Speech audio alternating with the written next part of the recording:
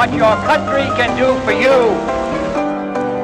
There's a left back. It's going to be, I believe, the Bears with the Peppina, oh, you little mouse, so won't you go away? One ringy-dingy. Hand off to Griffin, cracks the middle, gets the 5. Touchdown, Ohio State. Oklahoma, where the wind comes sweeping down the plain. I'm interested to know, Gracie, who's your choice? Need you ask, George? Time now for spinning my dad's vinyl. Here with all his skips, scratches, and pops is my dad, Frank Vaccarello. Thanks, sweetie, and thank you for tuning into episode 5 of Spinning My Dad's Vinyl. As someone who spent over a decade and a half in radio, I was particularly interested in this collection of golden moments in radio when I found it. In today's episode, you will hear from some of the trailblazers in not only radio, but those who made very successful transitions to TV and motion pictures. So, let's go back in time with Volume 5, Golden Memories of Radio Part 1. And we'll let the guy who put this collection together give it a proper introduction.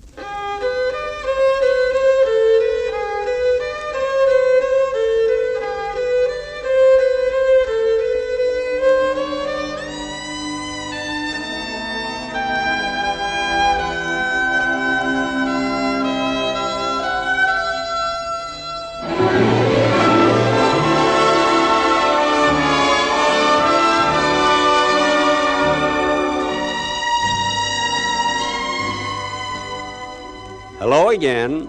This is Jack Benny welcoming you on behalf of the Longines Symphonette for a warm visit to a magic world and to a golden treasure chest of memory, entertainment, excitement, drama, and world history. Yep, we are going to explore the world of golden radio. I was part of radio as it developed, just as I am part of television.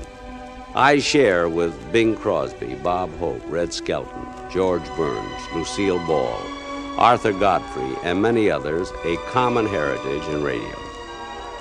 I'd like to help you enjoy again those nostalgic moments when the family gathered together in the living room to share the make-believe world of radio. We will look in on comedy, drama, suspense, news, and the people who made it all possible. By the nature of radio, we as performers shared with you, our listeners, the creative best in our lives. We worked together, and for that reason, radio became part of our growing up together. Before we get started, though, I'd like to tell those of you who are just discovering the golden days of radio how it differs from today's television.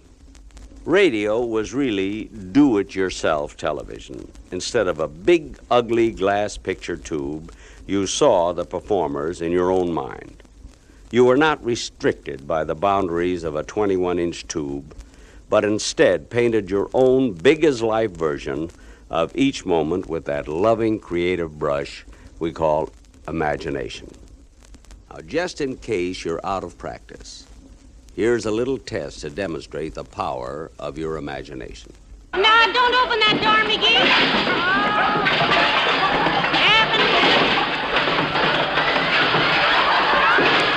Didn't you see that fabulous closet just as clearly as though it was on the largest full-color television screen imaginable? Why, every time McGee opened that door, 1 million Americans saw a closet in their own homes.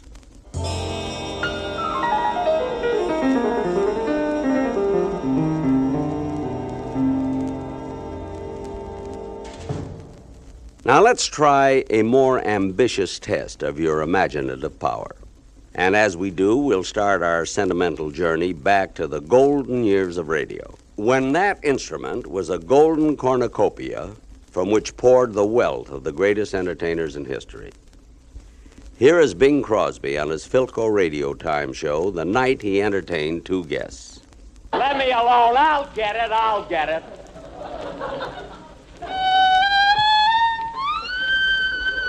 Just a minute. Hey, say, you.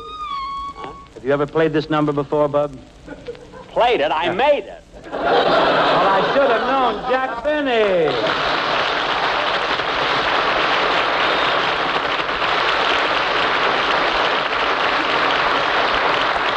Well, I certainly expected you tonight, Jack. I expected you over, but I didn't expect to find you in the orchestra. I can't understand it. I've never played so poorly.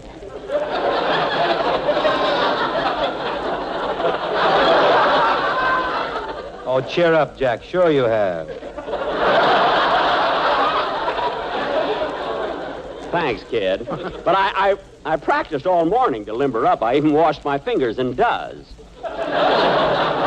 Does doesn't do it. I'm dead. Better switch to Wheaties, kid. But, Jack, I thought Mary was going to come with you. Where is she? Oh, she stopped by the Musicians' Union to pay my dues. Do you belong to the Musicians' Union? Don't act so shy. Well, never heard of that like that. Of course I belong to the Musicians' Union. I'm one of the charter members. You see, years ago I had a little band. We all joined together. Oh, I know the group well. A fife, a drum, and a guy with a bandage around his head.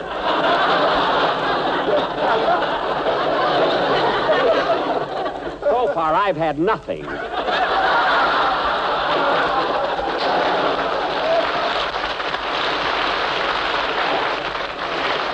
Look, I don't mean the spirit of 76. My band was called Jack Benny and his Sizzling Gobblers. Sizzling Gobblers? That's the line they gave me. Yes. We specialized in turkey trot. That's the line.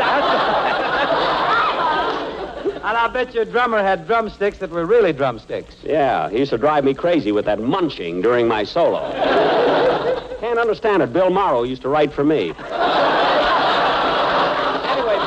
Bing, what I wanted to see you about is a business proposition. What are you going to do this summer? I'm going to take a vacation. Well, I've got an idea where you and I could combine business with pleasure. I'm afraid not, Jack. But Bing, I mean, this is a chance to pick up some extra money. And that never hurts, you know. Oh, no, it's spending that hurts, isn't it? That's ridiculous. It doesn't bother me. Don't knock it till you've tried it. Well, Mary Livingston. Get a load of her all decked out like Mrs. Astor's horse. Listen, Mary, you never get all dressed up like that on my program. Well, how often do I sit on Bing Crosby's lap? Well, you're not on Crosby's lap. Wait till I get rolling. Mary, just kidding, Bing. Nothing will happen. You keep out of this. Fine. Listen, I've been thinking of this for years, and I might as well come right out and say it. What do all the women see in Bing Crosby? Look at him.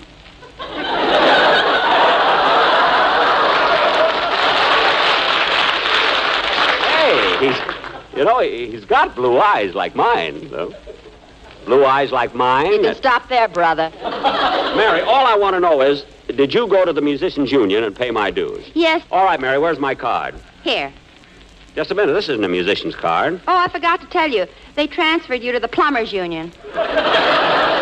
The Plumbers' Union? Your plunger arrives tomorrow. What? I can't wait to hear your first solo. Gonna be asleep on the beach, huh? Is your imagination getting tuned up? Good. The Philco Radio Show, starring Jack Benny, Bing Crosby, and Mary Livingstone. Philco Radio Time was a radio series starring entertainer Bing Crosby. The series ran over ABC Radio with episodes airing from October 16, 1946 to June 1, 1949. The series was also syndicated for a period of time over the Armed Forces Radio Network. It is also known for being the first pre-recorded radio program aired on the major USA radio networks. For the first season, the shows were recorded on disc, but beginning with the series' second season, the show began using Ampex tape recorders for their broadcasts. And we're going to dive into that tidbit a little later in the show. Philco Radio Time was usually recorded in Hollywood and was sponsored by the Philco Corporation, a pioneer in battery, radio, and television production. They are currently owned by Philips. Now let's introduce you to who you heard talking. Harry Lillis Bing Crosby Jr., born May 3, 1903, died October 14, 1977. He was an American singer, comedian, and actor, the first multimedia star. Crosby was one of the most popular and influential musical artists in the 20th century. He was a leader in record sales, radio ratings, and motion picture grosses from 1930 to 1954. He made over 70 feature films and recorded more than 1,600 different songs. Jack Benny, born Benjamin Kubelski, February 14, 1894, died December 26, 1974. He was an American entertainer who evolved from a modest success playing violin on the vaudeville circuit to a highly popular comedic career in radio, television, and film. He was known for his comic timing and the ability to cause laughter with a pregnant pause or a single expression, such as his signature exasperated, "Well?" His radio and television programs, popular from 1932 until his death in 1974, were a major influence on the sitcom genre. Benny often portrayed his character as a miser who obliviously played his violin badly and ridiculously claimed to be 39 years of age, regardless of his actual age. Mary Livingstone, born Sadia Markowitz, later known as Sadie Marks, was born June 23, 1905, and died June 30th, 1983. She was an American radio comedian and actress. She was the wife and radio partner of comedian Jack Benny. Enlisted casually to perform on her husband's program, she proved a talented comedian.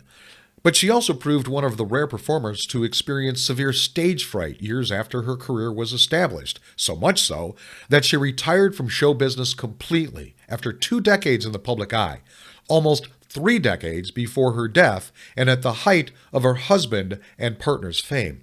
Okay, speaking of husband and wife comedy duo, well, it's not quite time yet to say goodnight, Gracie.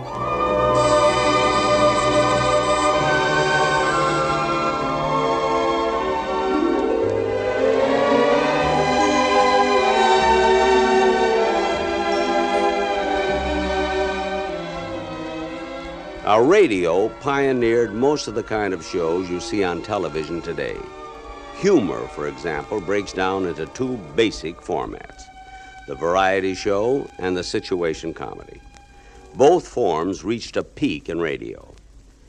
I asked George Burns to select a favorite episode of the George Burns and Gracie Allen show from his own personal collection. As the new half-century gets underway, the favorite pastime seems to be choosing the outstanding men of the last half-century.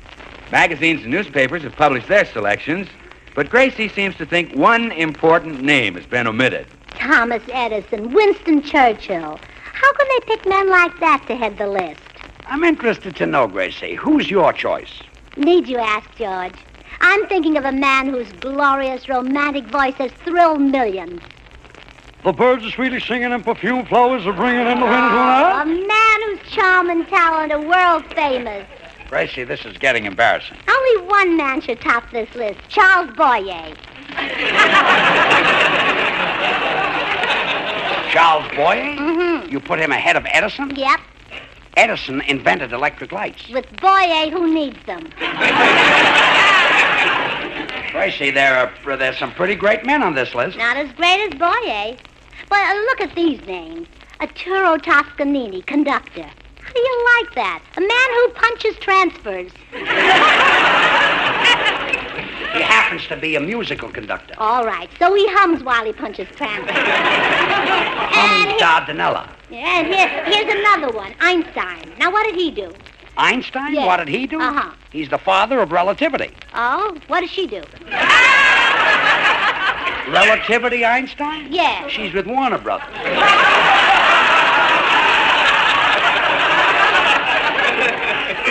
You know, Gracie, for a minute there, instead of Boyer, I thought that you thought that I belonged on that list of great men. Oh, well, you see, George, you're my husband, and I don't think of you as a man. Well, thanks. I mean, I don't think of you as a man who does anything. Thanks again. I mean, I don't think of you as a man who does anything romantic. A triple thanks and stop thinking about it. Oh, hurt your feelings. And I didn't mean to, George. You know, I'd rather be married to you than any man on this list. Churchill, Edison, Stalin, Hitler. You have just earned my 4th thank you. There you go. George's favorite piece of the Burns and Allen show. Burns and Allen was an American comedy duo consisting of George Burns, who was born January 20th, 1896, and died March 9th, 1996, and his wife Gracie Allen, born July 26, 1895, and died August 27th, 1964. They worked together as a successful comedy team that entertained vaudeville, film, radio, and television audiences for over 40 years. The duo met in 1922 and married in 1926. Burns played the straight man and Allen played a silly, addle-headed woman. The duo starred in a number of movies, including Lamb Chops, The Big Broadcast, along with 2 sequels, and A Damsel in Distress. Their 30-minute radio show debuted in September 1934 as The Adventures of Gracie, whose title then changed to The Burns and Allen Show in 1936. The series ran, moving back and forth between NBC and CBS until May 1950. After their radio show's cancellation, Burns and Allen reemerged on television with a popular situation comedy, which ran from 1950 to 1958. And that was a show my dad and I enjoyed watching together quite a bit when it was in reruns in the 1970s. And of course, George Burns went on to play the title role in Oh God, another movie series that my dad and I saw. I know we saw it in the theater. Okay, let's talk about the album itself that I picked for today. It is Jack Benny, Golden Memories of Radio. The label is Longines Symphonette Society. You're actually going to hear several albums in this podcast from that society. It's a 6 LP vinyl compilation box set. It was released in 1969. And we are going to be hearing sides 1 and 12, which are on the same album. This is another one of those collections where you played sides 1 through 6 on that turntable, on the automatic drop mechanism, and then you flip the whole stack over, and then you would hear sides 7 through 12. Looking at Discogs, the lowest value on there was $1.78. Median was $7.25. The highest was at $13. Found a copy on eBay for $15.99. And surprisingly, Amazon was not the highest. They came in at $14.50. Looking at my dad's piece itself, the media itself is in fair condition. As you can hear, there is still some hissing. The collection package itself is fair, and I still have to give it those dings because my dad liked to put those labels on there to make sure that people know that they were his. So, okay, we're going to call my dad's valued at $5. Here's a little why I picked this album. I told you about my time spent in radio. Well, one of the concepts I was taught in broadcasting school was that radio was theater of the mind. Using mic technique and sound effects would cause a certain image in the mind of the listener. And just like Jack said in his intro, well, the recordings you are hearing on today's episodes are great examples of theater of the mind concept, especially when it comes to comedy. But right now we're going to stray just a moment to music. And here's a short ditty from a singer who also wrote a song I'm sure you've heard a few thousand times in your life, and I'm going to tell you about that in a moment.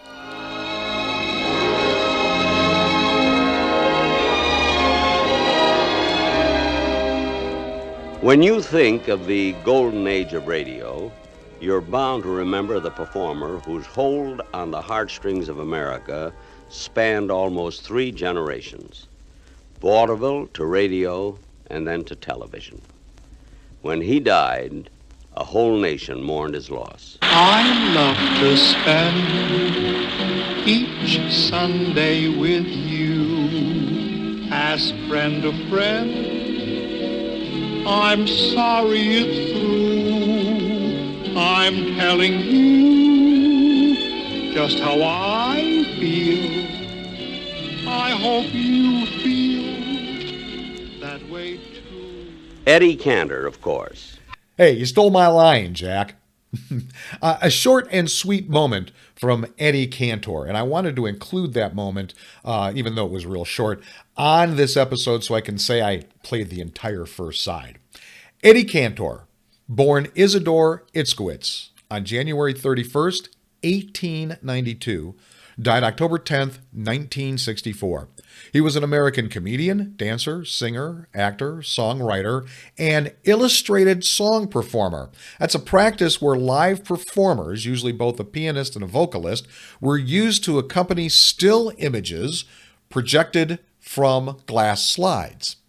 Familiar to Broadway, radio, movie, and early television audiences, this apostle of pep was regarded almost as a family member by millions because his top-rated radio shows revealed intimate stories and amusing anecdotes about his wife Ida and 5 daughters.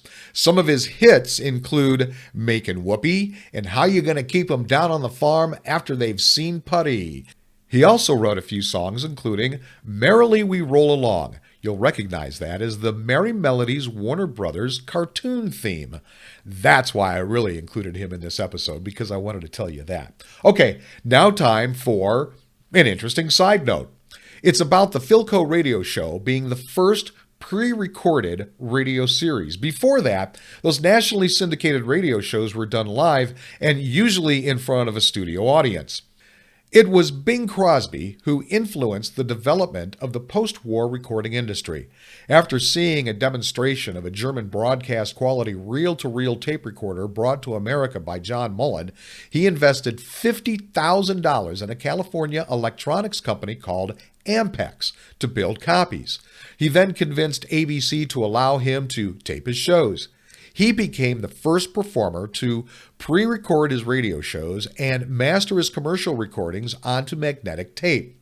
And until recently, due to today's technology, those weekly syndicated shows were still delivered to radio stations on albums and tapes. In fact, I got to play them quite a bit. Actually saw way more vinyl than I did audio when I was in the radio in the 1980s and 90s, really because the vinyl records were a lot easier and quicker to reproduce than the tapes. Also, they ended up being lighter, which also saved on postage as well. And I've worked at radio stations that played many of these weekly shows that came to you in these different formats, from AT Top 40 to Westwood One, Westwood One's in concert.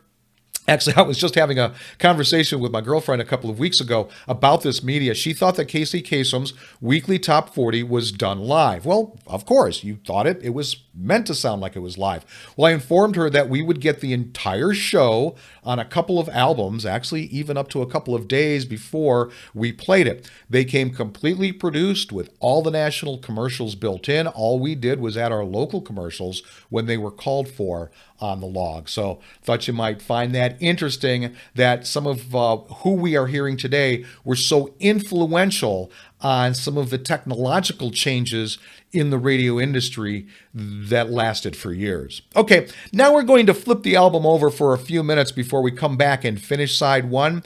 This was taken from a full-length terror drama, freshly produced just as it was heard on Golden Radio. Linda.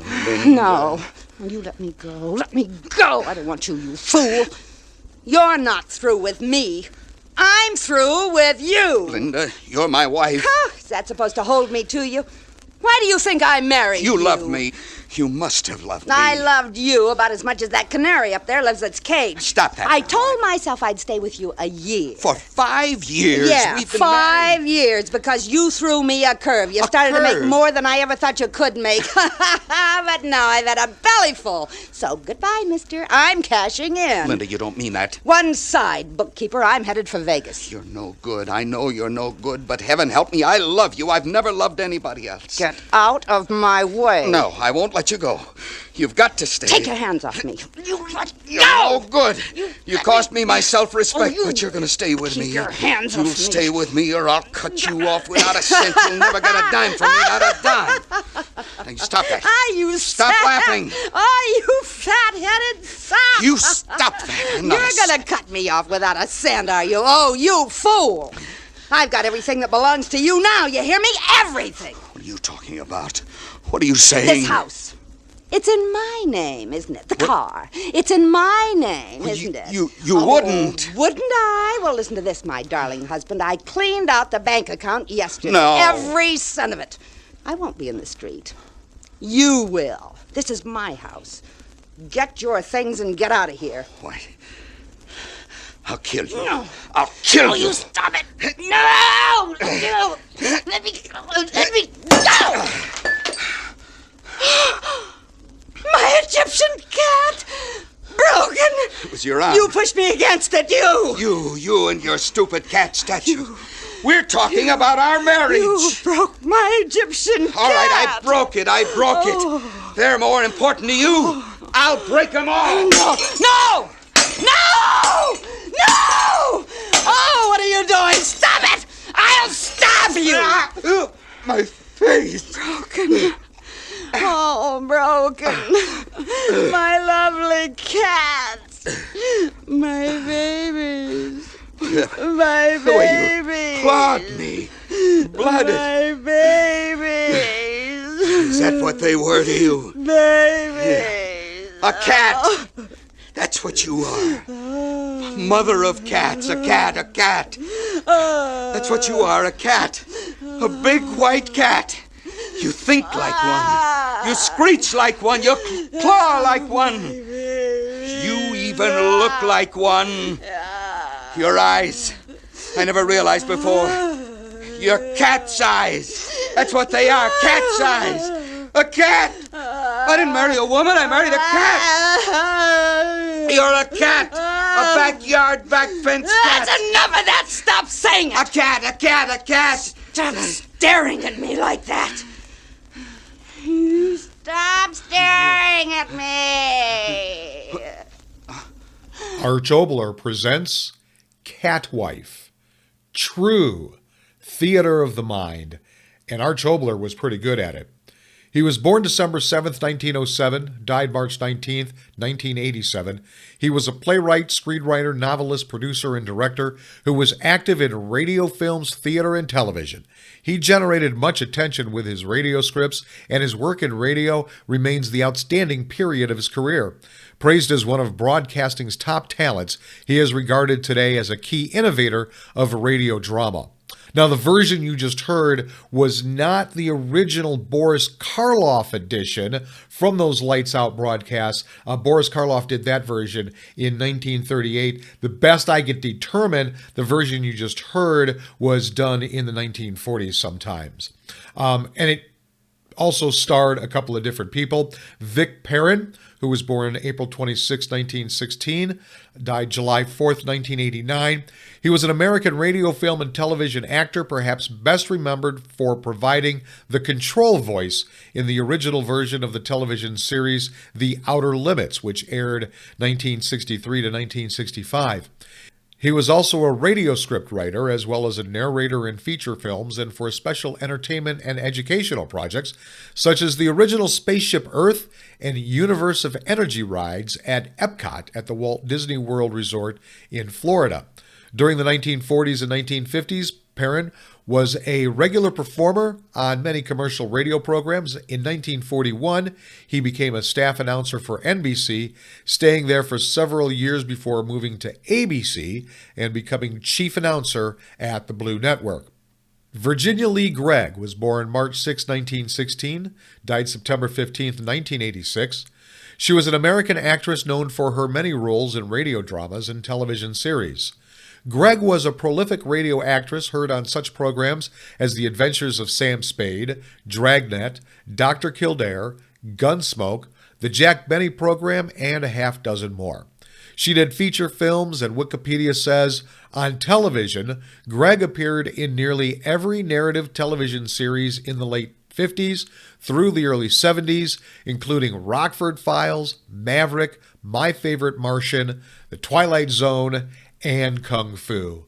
And wow, was this an interesting episode to hear some of these pioneers in the early days of radio and then where they went on into television and other mediums absolutely, truly some of the first multimedia stars that we have. Okay, before we end this, let's hear another regular show that you should know.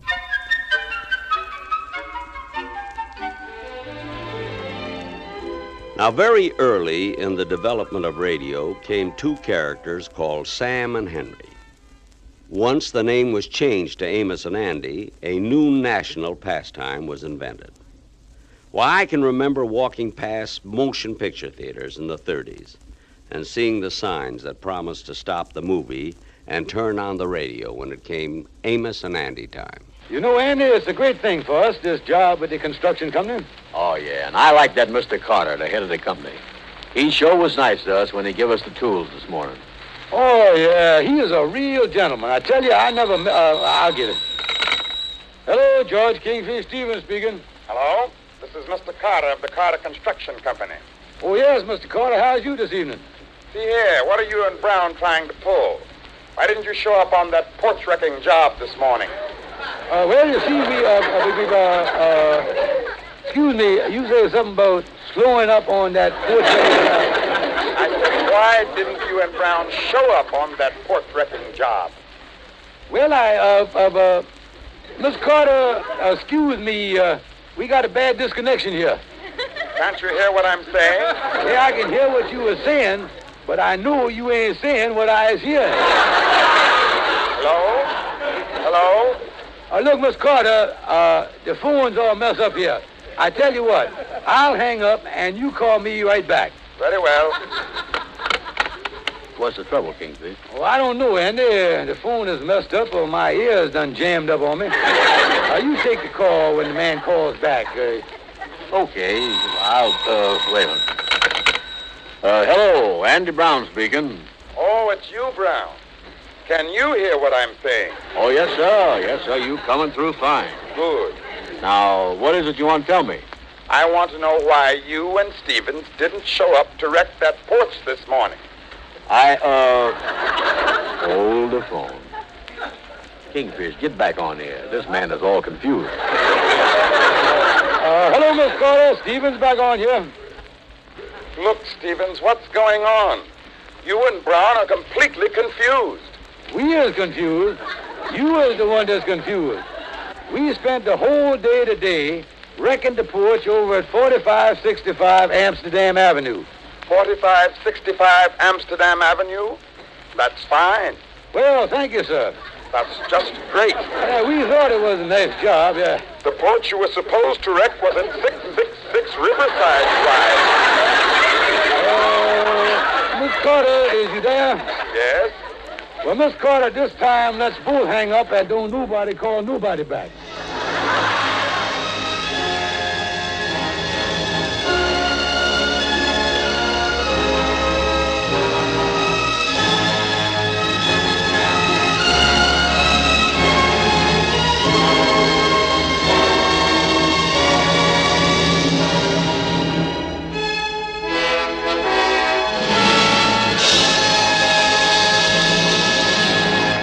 The comedy characters, Amos and Andy. Amos and Andy is an American radio and television sitcom set in Harlem, the historic center of Afro-American culture in New York City. The original radio show, which ran from 1928 to 1960, was created, written, and voiced by two white actors, Freeman Gosden and Charles Correll, who played Amos Jones and Andrew Hogg Brown, respectively, as well as incidental characters. When the show moved to television, black actors took over the majority of the roles. White characters were infrequent. Amos and Andy began as one of the first radio comedy series and originated from station WMAQ in Chicago. After the first broadcast in 1928, the show became a hugely popular radio series. Early episodes were broadcast from the El Mirador Hotel in Palm Springs, California. The show ran as a nightly radio serial Nightly, 1928 to 1943, as a weekly situation comedy from 1943 to 55, and as a nightly disc jockey program from 1954 to 60. A television adaptation ran on CBS from 51 to 53 and continued in syndicated reruns from 1954 to 1966. And then it would not be shown to a nationwide audience again until 2012. Very, very interesting history of one of the very first radio programs of its kind. And boy, am I glad we got to hear it here. Okay, well, thank you very much for tuning into Volume 5, Golden Memories of Radio Part 1, However You Did. If you want more information about this show, head on over to spinningmydadsvinyl.com. I'll be back next week with all my skips, scratches, and pops with Volume 6, Herb Albert, The Lonely Bowl. Go with the flow, my friends.